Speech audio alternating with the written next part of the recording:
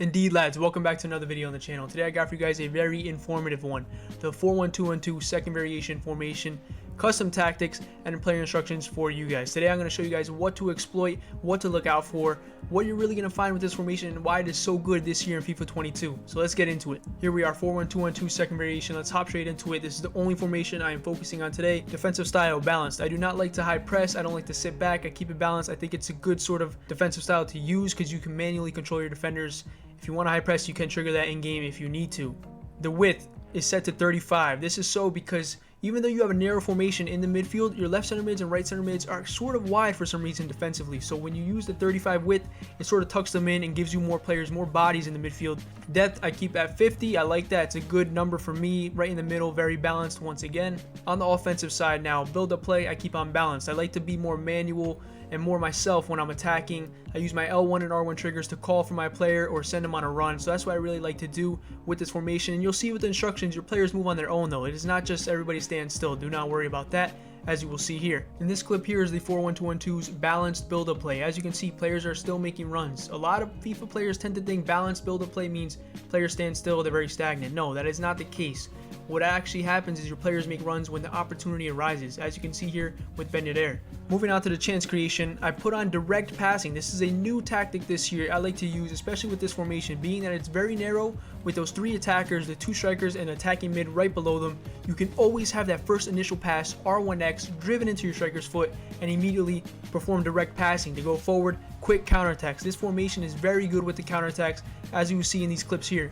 In these clips here, you're going to see how direct passing really works. You're going to see how my attacking mid and my strikers are always open for that first initial pass to play out the back. Sometimes I don't even need to play out the back or build up. My strikers or attacking mids are waiting for the ball. They're waiting for that driven pass into their foot and just get going with these direct passes. That's why direct passing is crucial in my opinion, so you can get forward fast if you want to. If not, you pull it back and you just play. But if not, your strikers are open, your attacking mids are open for these direct passes. You can get in behind, score some goals like you see here.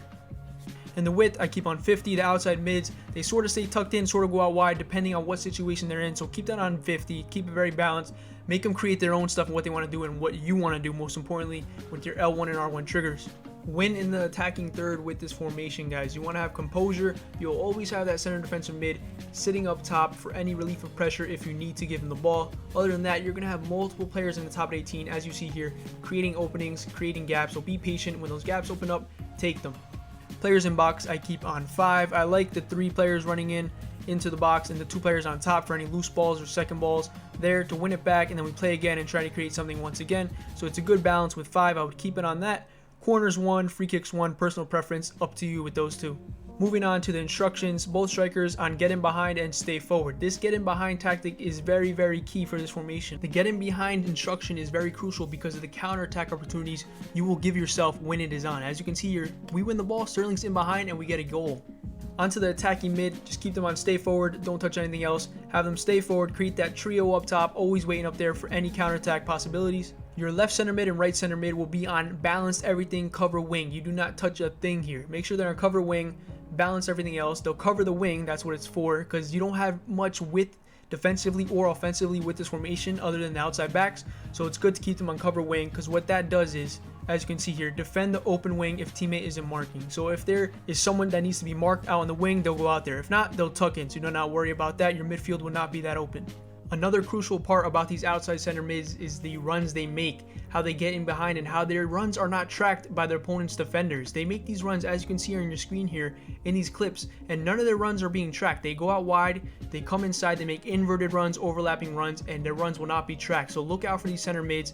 They're the ones who scored the goals for me, to be honest. As you can see here, Phil Foden, easy layoff finish, lucky goal, but that's how it works. Center defensive mid now, I have Valverde. I think he's a good defender, fast. He's sort of a big body. I think he's 6 foot, but you want someone that's decently technical to be in this position here, to distribute balls to your forwards, or even just to defend in this situation here. Keep them on cut passing lanes, stay back while attacking, and cover center. Another key defensive tip in any formation or in the game of FIFA 22, in this formation, use your center defensive mid to defend. Use your center defensive mid, your center mids first, and even your outside backs before you pull out a center back. Do not pull out a center back, it opens up gaps. Be patient, use your center mids. Center backs do not touch, outside backs both on stay back. Usually people with this formation like to use the overlap. I tried it this year. I get exposed way too much defensively. The way through balls are this year, every year, I'm getting exposed too much. So stay back while attacking works perfectly fine. Trust me, you will have width. Your outside center mids do get wide when they need to, so do not worry about the width in this formation when attacking or defensively. Keeper, I do not touch anything. That is personal preference. It's up to you guys, but thank you guys for watching. This is my 4-1-2-1-2 second variation, custom tactics and player instructions that help me get the best finish I possibly can in the weekend. Let me know how it goes for you guys if you do try it out. Thank you. Take care.